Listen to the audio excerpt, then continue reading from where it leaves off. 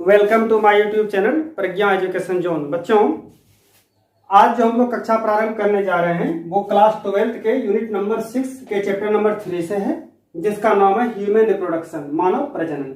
उस मानव प्रजनन में आज का हमारा टॉपिक है फीमेल रिप्रोडक्टिव सिस्टम, मादा जनन तंत्र। तो बच्चों, ये मादा जनन तंत्र को पढ़ने से पहले आपको ये जानकारी रखना है कि मेल रिप्रोडक्टिव सिस्टम से फीमेल रिप्रोडक्टिव सिस्टम थोड़ा सा कॉम्प्लिकेटेड है, यानी इसमें बहुत सारे कुछ ऑर्गन है जिसके बारे में डीपली जानकारी हम लोगों को रखना है। बच्चों, जब कभी भी सिस्टम बेस्ड क्वेश्चन आपको डील करना हो, यानी जैसे रेस्पिरेटरी सिस्टम की बातें करेंगे, डाइजेस्टिव सिस्टम की बातें करेंगे, एक्सक्रीटरी सिस्टम की बात, सर्कुलेटरी सिस्टम की बात, तो जो भी सिस्टम का निर्माण होता है तो आपको हमेशा यह ध्यान में रखना है कि एक सिस्टम बहुत सारे छोटे छोटे ऑर्गन को मिलके वो तैयार होता है। तो सबसे सिंपल है सिस्टम बेस्ड क्वेश्चन को अगर आपको पढ़ना है तो उसका एक मुख्य डायग्राम पहले हम लोग पढ़ लेते हैं, उसके बाद उसके प्रत्येक डायग्राम के अलग अलग डायग्राम और उसका फंक्शन और उसका क्या क्रियाविधि है उसको हम लोग अध्ययन करेंगे। तो आज का हमारा टॉपिक है, बहुत सारे बच्चों का मैसेज आया था कि सर डायग्राम को प्रैक्टिस कैसे करेंगे उसकी जानकारी। तो आज इसलिए हम डायग्राम को बना के आपको दिखाएंगे। समय थोड़ा सा लगेगा, आप लोग पेशेंस बनाए रखें और देखें किस तरीके से डायग्राम का अध्ययन करेंगे। तो सबसे पहली बात कि फीमेल रिप्रोडक्टिव सिस्टम में सबसे जो मुख्य भाग है जिसको प्राइमरी पार्ट कहते हैं, ठीक, प्राथमिक भाग, वो होता है हमारा अंडाशय। अंडाशय हमेशा पेयर में होता है, ग्रुप में, इसलिए इंग्लिश में इसको ओवरी के बदले में ओवरीज लिखना है आपको। तो सबसे जो मुख्य भाग है आप भी नोट करते चलें। सबसे मुख्य भाग अगर देखा जाए तो यहां पर लिखिए भाग, यानी कौन कौन से पार्ट है। तो उस पार्ट में सबसे पहला भाग है हमारा ओवरी, जिसको हिंदी में अंडाशय कहते हैं। एक टर्म हमने डील किया था कुछ दिन पहले कि गैमेटोजेनेसिस क्या है। तो गैमेटोजेनेसिस का मतलब होता है कि गैमिट का निर्माण होना, चाहे वो मेल गैमिट हो तो स्पर्म का निर्माण होगा, फीमेल गैमिट है तो अंडाणु का निर्माण होगा। और इस तरीके से क्या हम लोग पढ़े थे, गैमेटोजेनेसिस। तो गैमिट का फॉर्मेशन जब भी होगा फीमेल गैमिट का, वो अंडाशय में होगा। तो कहने का मतलब क्या हुआ कि अंडाशय हमारा सबसे मुख्य ऑर्गन कहलाता है। डायग्राम को बनाने से पहले क्या करना है आपको कि एक चाप रूपी संरचना आप बनाइए। ये चाप रूपी संरचना आपका बना और इस चाप रूपी संरचना के दोनों ओर इस तरीके से आप गौर से देखिए, ये डायग्राम हो गया और ये दोनों तरफ सेम स्ट्रक्चर इस तरीके से आप बनाइए। और ये वाले नली के टिप वाले पोर्शन पर यहां पर फिंगर लाइक प्रोजेक्शन आपको बना देना है, यानी ऐसा लगेगा कि हाथ का इस तरीके से स्ट्रक्चर है, दोनों ओर आप बनाइए। ये दोनों ओर जो है क्या हो गया, ये फिंगर लाइक प्रोजेक्शन आपको दिखाना है। बच्चों, यही दोनों फिंगर लाइक प्रोजेक्शन में क्या होता है कि ये अंडाशय पेयर में एक इधर और एक इधर, इस तरीके से पेयर में अंडाशय होते हैं। तो इस दोनों अंडाशय में, दोनों ओवरी में क्या होगा, तो ओवरी में हमेशा अंडाणु का निर्माण होता है। क्या चीज का निर्माण होता है, अंडाणु का निर्माण होता है। बच्चों, एक बात आपको जानकारी और रखना है, जस्ट हम बता रहे हैं आप लोगों को, बस डायग्राम का प्रैक्टिस किस तरीके से करना है।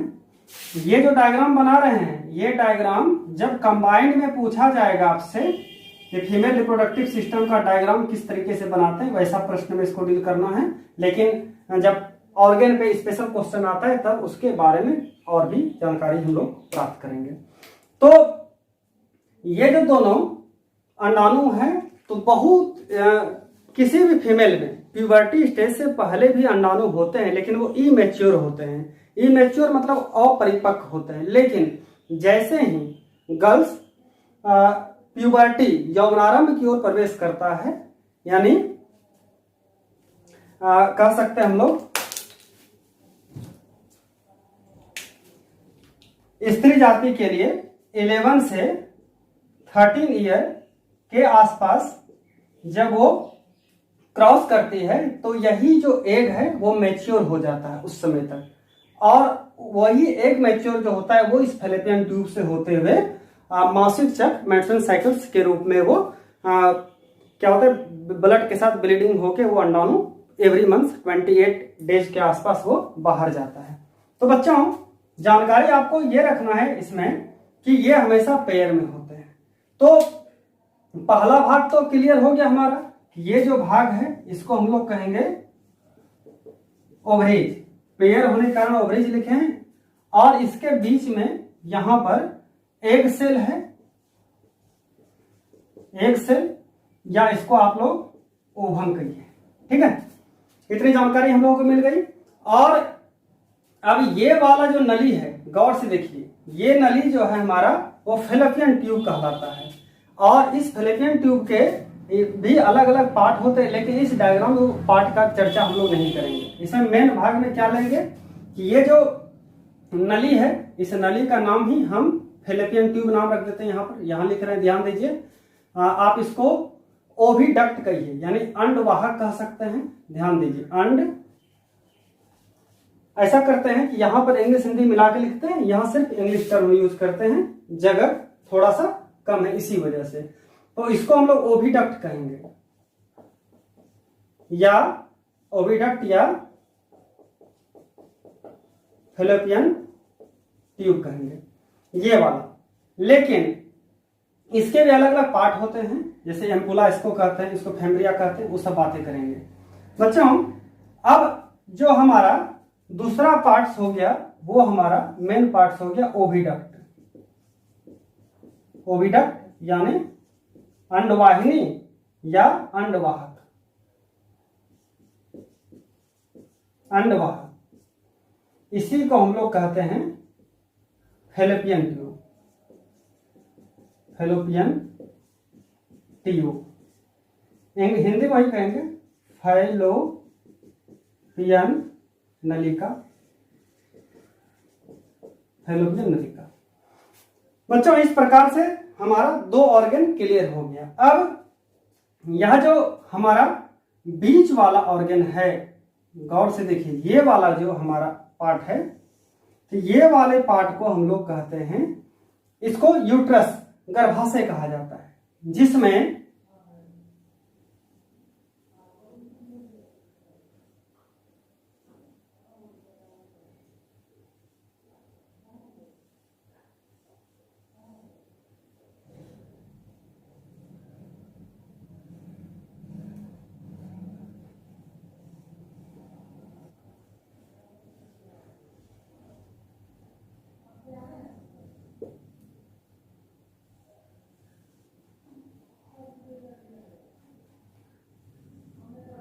तो ये वाला पोर्शन जो हमारा है वो है यूट्रस।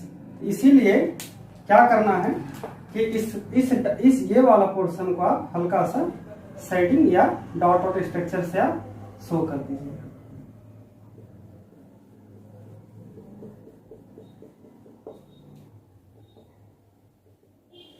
बच्चों इसका जो अगला पोर्शन फिर होता है, ये वाला पोर्शन, इस पोर्शन को हम लोग कहते हैं वेजाइना।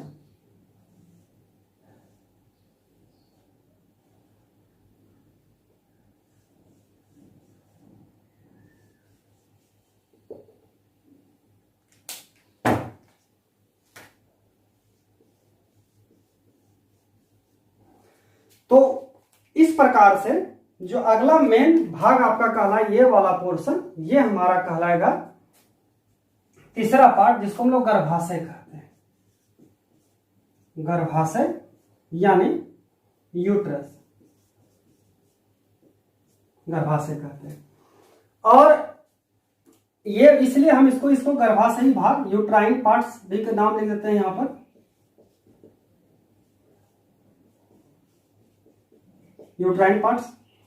और ये वाला पोर्शन जो हमारा है, ये कहलाएगा हमारा वेजाइना, योनि, वेजाइना। तो चौथा जो पार्ट है हमारा वो है योनि, जिसको हम लोग वेजाइना कहते हैं। बच्चों अब क्या है कि इस वेजाइना का ये वाला पोर्शन को हम लोग वेजाइनल ओपनिंग कहिए, वेजाइनल ओपनिंग यानी योनि छिद्र इसको कहते हैं, या इसको वेजाइनल ऑरिफिस भी कहते हैं। तो जो पॉपुलर नाम है, जो याद करने में आपको थोड़ा सा सहूलियत महसूस होगी, उसके लिए हम लोग ये नाम लिख रहे हैं। बच्चों अब ये वाला पोर्शन जो हमारा है इसको सर्विक्स कहते हैं। अब सर्विक्स क्या होता है, ये सारी बातें हम लोग आगे डिस्कशन करेंगे जब हम फंक्शन बताएंगे वहां पर। अब एक ये जो हमारा है वाल जैसा स्ट्रक्चर आपको दिख रहा है भित्ति, इसमें जो ये मेन पोर्शन है ये इसको पोसी अस्तर कहते हैं। पोसी अस्तर कहने का मतलब क्या हुआ कि इसको मायोमेट्रियम नाम इंग्लिश में इसको बोलते हैं, मायोमेट्रियम। और इसके बाहर वाले को हम लोग बोलते हैं पेरीमेट्रियम। और सबसे जो अंदर में है, अंदर वाला भाग है, ये वाला भाग उसको बोलते हैं इंडोमेट्रियम।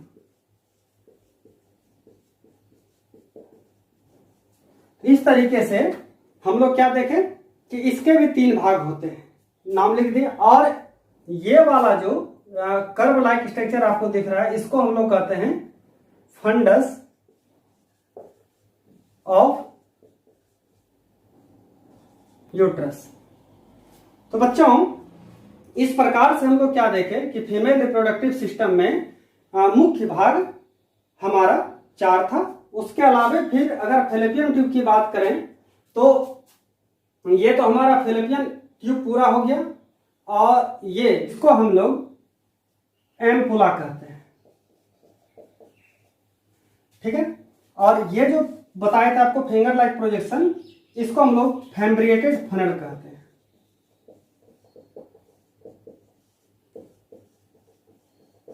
फनल। तो बच्चों इस प्रकार से हम लोग इसके सारे मुख्य भाग की परिचर्चाएं हम लोग कर लिए। अब क्या कीजिए आप लोग, इसका हिंदी नाम आप चाहें तो लिख सकते हैं। इसको बोलते हैं गर्भाशय फंडस। ये हमारा ओविडक्ट को हम लोग अंडवाहक कहते हैं, ठीक है। इसको अम्पुला को कलसांस कहते हैं। और ये जो फैम्ब्रिएटेड फनल को झालरदार कीप कहिए, झालरदार कीप। और सर्विक्स को हम लोग ग्रीवा कहते हैं। और वेजाइनल ओपनिंग को हम लोग योनि रंध्र, ये जो हमारा है ये क्या कहलाएगा, योनि रंध्र या छिद्र कहलाएगा, और ये योनि कहलाएगा। 3 लेयर का जो नाम आपको बताएं, ये सबसे पहले बीच वाला लेयर को हम लोग पोसी अस्तर कहते हैं, और इसको हम लोग अंतर अस्तर कहेंगे। और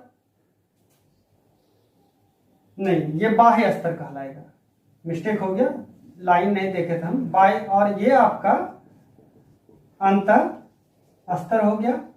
इसको हम लोग अंडाणु कहते हैं। ओवरीज को हम लोग अंडाशय कहते हैं। तो बच्चों इस प्रकार से डायग्राम कंप्लीट हो गया। अब क्या करना है, एक बात और ध्यान में रखना है आपको कि जब कभी भी फिगर हम बनाते हैं उसके नीचे आपको नाम लिखना बहुत ही आवश्यक है। इसलिए हम लोग लिखेंगे यहां पर female reproductive system, female reproductive system, मादा प्रजनन तंत्र, मादा प्रजनन तंत्र, या आप इसको जनन तंत्र भी कह सकते हैं। तो इस प्रकार से अब थोड़ा सा इधर देख लीजिए आप लोग कि मादा के जनन तंत्र में ओवरी, अंडाशय, ओविडक्ट, अंडवाहक जिसको फैलोपियन ट्यूब भी कहते हैं, और गर्भाशय, यूट्रस, और योनि वेजाइना, ये मुख्य भाग हो गए। इसीलिए हम लोग समझने के लिए इसको ए ग्रुप में रखते हैं। इसके अलावा बी ग्रुप में और क्या क्या बच गया जिसकी बातें हम लोग करेंगे, तो वो होता है ये वाला जो ओपनिंग वाला पोर्शन है, यहाँ का बाह्य स्ट्रक्चर कैसा होता है उसको हम लोग एक्सटर्नल जेनिटेलिया के नाम से जानते हैं। इसीलिए आप नोट कर ले, अगले वीडियो में डिस्कस करें हम लोग एक्सटर्नल जेनिटेलिया। और इसी में दूसरा भाग बच गया, इसको आप लोग कह सकते हैं बाह्य जनन अंग, और दूसरा बचा इसको हम लोग स्तन ग्रंथि कहते हैं, यानी ममरी ग्लैंड, ममरी ग्लैंड, स्तन ग्रंथि। बच्चों, इसके अलावा अब कुछ ऐसे ग्रंथि होते हैं जिससे हार्मोन्स का सिक्रेशन होता है, हार्मोन्स का सिक्रेशन यानी हार्मोन का स्राव होता है। इसीलिए हम लोग कह सकते हैं कि glands related to female reproductive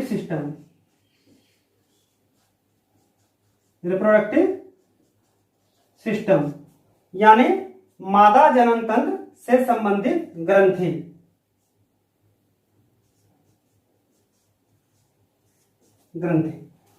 तो बच्चों, इस प्रकार से आप लोगों को मैंने फीमेल रिप्रोडक्टिव सिस्टम के सिर्फ डायग्राम को बताया। अगले वीडियो में हम लोग इसके प्रत्येक पार्ट्स का अध्ययन करेंगे। आप लोग मेरे साथ बने रहेंगे। अगले वीडियो के लिए आप लोगों को बहुत बहुत धन्यवाद कि आपने मेरे इस YouTube चैनल को फॉलो किया।